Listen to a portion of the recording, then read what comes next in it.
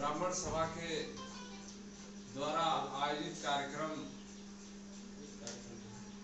सवर्णों, ब्राह्मणों, क्षत्रियों और सनातन धर्म के आराध्य भगवान परशुराम जी की जयंती पे हम लोग पधारे हुए हैं। इस आयोजन में शिरकत कर रहे हैं। इस आयोजन में अपनी सहभागिता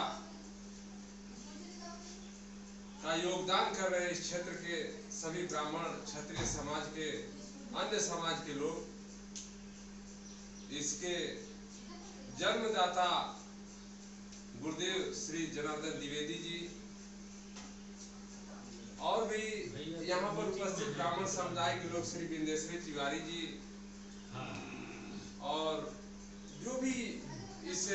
ज्वाला को, इस लौ को प्रखर रूप से बनाए रहे वो सभी धन्यवाद के पात्र हैं। उनका हृदय से वंदन और अभिनंदन करते हुए थोड़ा सा प्रकाश हम लोगों को भगवान भोलेनाथ के छठवें अवतार भगवान परशुराम जी की जयंती पे पधारे हुए सभी लोग अपने में आत्मचिंतन थोड़ा होना चाहिए कि राजनीति, कूटनीति, समाज नीति, सारी नीतियों के क्रियान्वयन के बाद भी मानव का जीवन एक ऐसा जीवन है कि उसको अपना जीवन काल ठीक से पूरा करने का अधिकार है और करना चाहिए। और सारी नीतियां, सारे आराध्य इस संबंध में अपनी अपनी राय को समय समय पर समाज को अपने योगदान से लाभान्वित करते रहे। मैं अपने आराध्य श्री भगवान परशुराम जी की जयंती पे अपने आप को बड़ा धन्य समझता हूँ कि एक कार्यक्रम का आयोजन हुआ जिसमें जीवन के 59वें वर्ष में हम लोग इस आयोजन को मैं मना रहा हूँ। विशेष रूप से मैं कहना चाहता हूँ आप सभी यहाँ पर उपस्थित लोगों से कि भगवान आराध्य हमारे भगवान परशुराम एक व्यक्ति, एक संत, एक ऋषि, एक महात्मा, एक विचारक ही नहीं थे। यह उस 20% भारत में रहने वाले लोग और पूरे विश्व में 24% रहने वाले सनातन धर्म के लोगों के ये प्रेरणा स्रोत है। ये उनकी जीवनी है, ये उनके इतिहास है, ये इनके भूगोल है और इनके द्वारा किए गए कार्य ही हम सभी सनातनियों के लिए कानून है। वही धर्म है और वही आधार है। विमुख होता ये समाज, खंड खंड में बढ़ता हुआ ये समाज कभी भी अपने अस्तित्व को, जब तक महापुरुषों के किए हुए कार्यों को, उनके दिए हुए उपदेशों को अपने जीवन में नहीं उतारेगा, नहीं लाएगा, नहीं मानेगा तो उस समाज को नष्ट होने से कोई रोक नहीं सकता। आज ब्राह्मण समाज जो कभी पूरे विश्व को,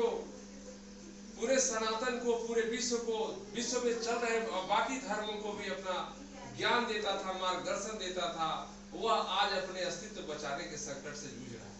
कारण विभिन्न समय पर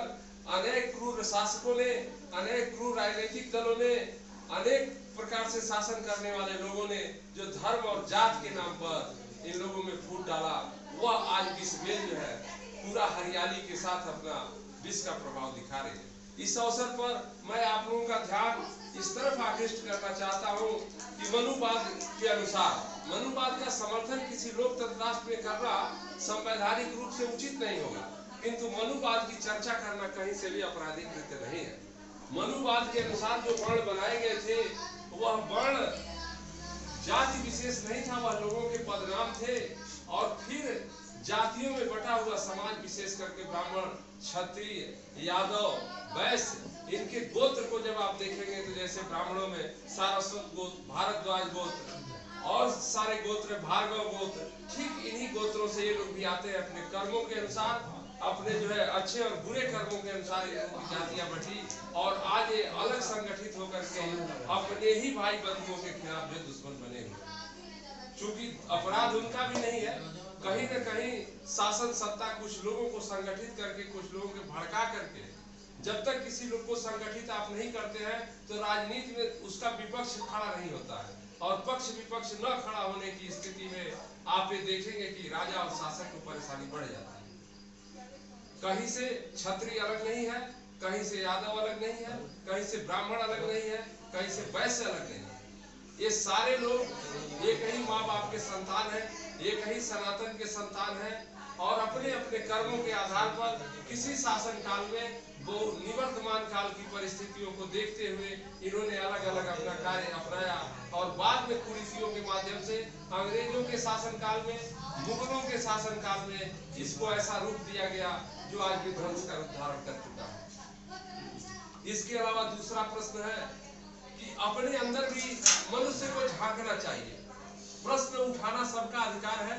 और राजनीति के नाम पे, प्रतियोगिता के नाम पे, अपनी पॉपुलैरिटी के नाम पे बहुत सारे लोग ऐसे चीजों को उठाते हैं कि मैं समाज में दिखूं, लेकिन मानव की मन की एक दुर्बलता ये भी है कि हर मनुष्य चाहता है कि हमको बहुत से लोग जाने,